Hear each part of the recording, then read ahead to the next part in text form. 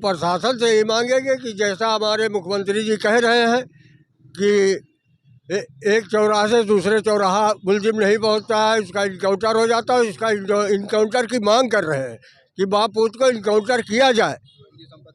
हाँ, और उसकी संपत्ति को जब्त किया जाए, उनके घर पे बुलडोजर चलाया जाए। जैसे सबके घर पे बुलडोजर चला है मुलजिमों को, ये भी मुलजिम है, इसको ऊपर घर घर घर का बुलडोजर चले और घर ध्वस्त किया जाए। खड़ा हुआ था, उसने मेरे ऊपर लाठी चलाई। मैं लाठी उनका पकड़ लिया, वो वहाँ सड़क तक चला गया। वो जब तक गया अपनी दुकान में है, पीछे उनकी दुकान है, वहाँ गया। वो चक्कू निकाल के पापा मेरे वो वहाँ खड़े हुए थे, भैया दिखा दीजिए। वो वहाँ खड़े हुए थे, वहाँ पहुँच के उसने चक्कू मार दिया। अब वहाँ मैं था, यहाँ उसने पापा को चक्कू मार दिया। फिर वो भाग के मेरे पीछे आया चक्कू मारने के लिए, मैं दौड़ के वो वहाँ तक गया।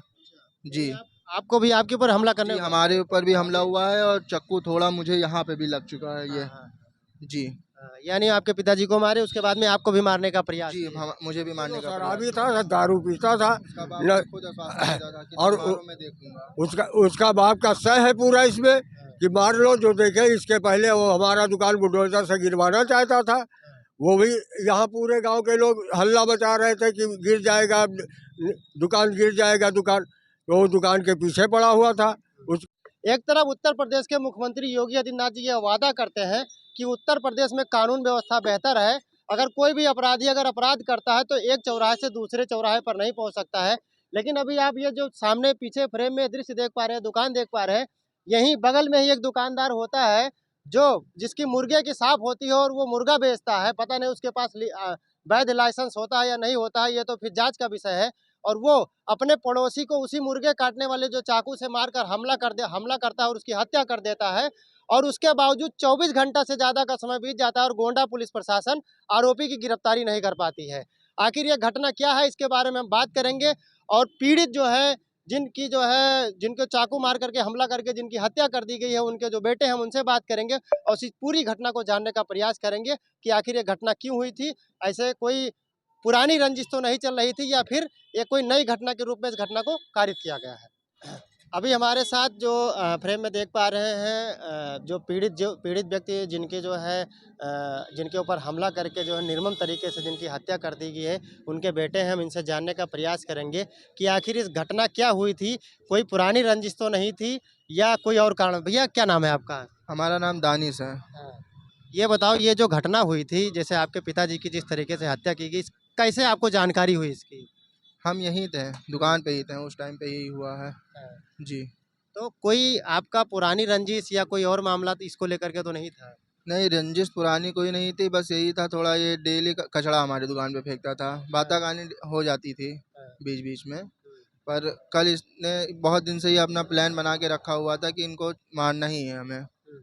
कल वो मौका पा गया, उसने ये काम कर दिया। तो जब मतलब आप अपने पिताजी के साथ में ही थे? जी हम यहीं पे खड़े हुए थे। हाँ। जी और मतलब यहाँ पर जब उन्होंने हमला किया, वो कितने लोग थे, आप जरा वो बताइए? 2 लोग थे, उनका बाप था और वो खुद था, सुल्तान और आमीन। जी अच्छा, जब वो आपके पिताजी के ऊपर हमला किए, जी तो आपने पुलिस 112 को सूचना दिया या नहीं, थाने पर?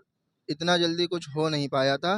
वो हमला जब किया, मैं यहाँ खड़ा हुआ था, उसने मेरे ऊपर लाठी चलाई। अच्छा। मैं लाठी उनका पकड़ लिया, वो वहाँ सड़क तक चला गया।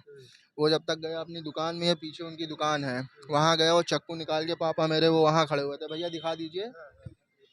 वो वहाँ खड़े हुए थे, वहाँ पहुँच के उसने चक्कू मार दिया। अब वहाँ मैं था, यहाँ उसने पापा को चक्कू मार दिया। फिर वो भाग के मेरे पीछे आया चक्कू मारने के लिए, मैं दौड़ के वो वहाँ तक गया। जी आपको भी आपके ऊपर हमला करने जी हमारे ऊपर भी हमला हुआ है और चक्कू थोड़ा मुझे यहाँ पे भी लग चुका है ये। जी यानी आपके पिताजी को मारे, उसके बाद में आपको भी मारने का प्रयास जी किए। मुझे भी मारने का प्रयास किया गया। तो आपने इसकी मतलब एफआईआर आपकी दर्ज हुई, थाने में आपने एफआईआर किया है? एफआईआर दर्ज हो चुकी है, एनसीआर दर्ज हुआ है, एफआईआर आज हो जाएगा।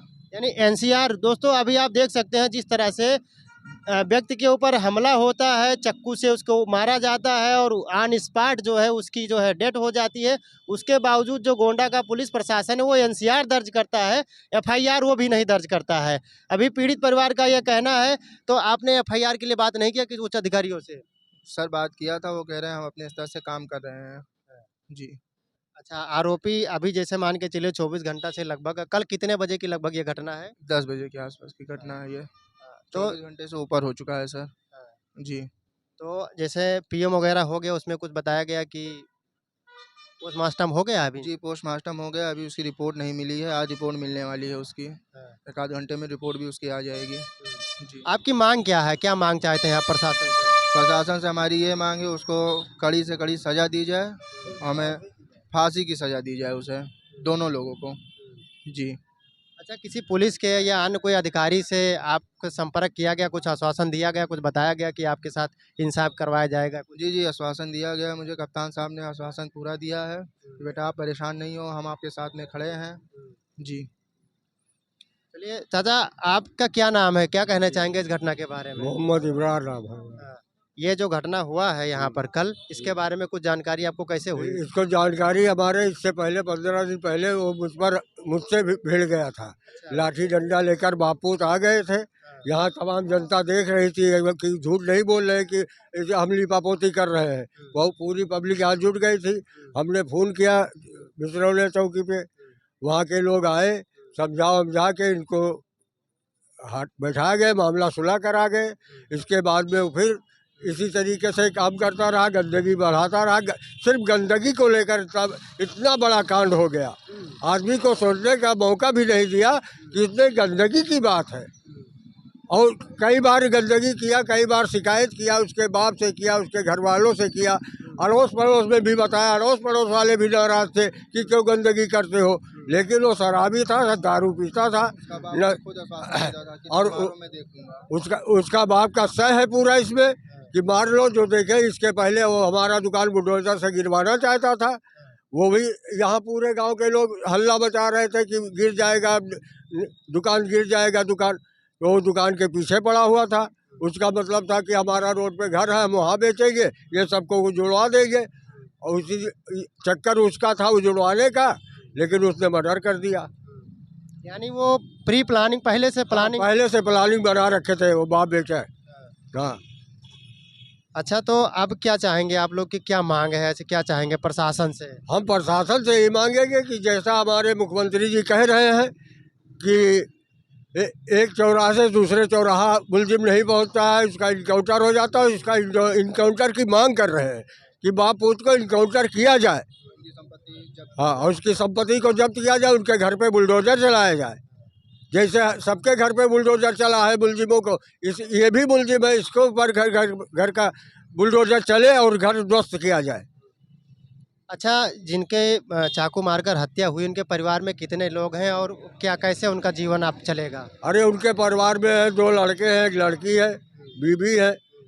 बहुत ज़्यादा बड़ा परिवार नहीं है। वही कमाऊ सदस्य वही कमाऊ सदस्य है, क्योंकि जो दुकान उनका है वो कारीगरी का है। बच्चे अभी उसको सीख नहीं पाए हैं, बच्चे उसको संभाल नहीं पाएंगे।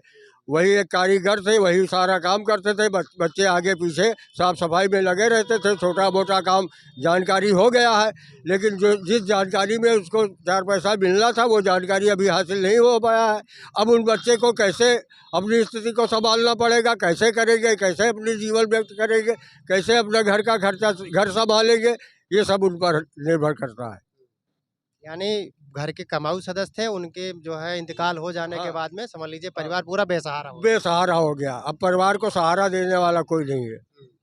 अच्छा, जैसा आपने बताया कि वो कूड़े के विवाद को लेकर के पहले जब कोई विवाद हुआ था तो प्रशासन या किसी अधिकारी के पास आप लोगों ने कोई सूचना शिकायत? अधिकारी पे नहीं, हमने चौकी पर फोन किया था और चौकी से दो सिपाही आए थे, समझा बुझा कर चले गए थे। हमको भी समझाया गए थे कि आप ज़्यादा वो न करिए, तो इसलिए हम अब चुपचाप थे।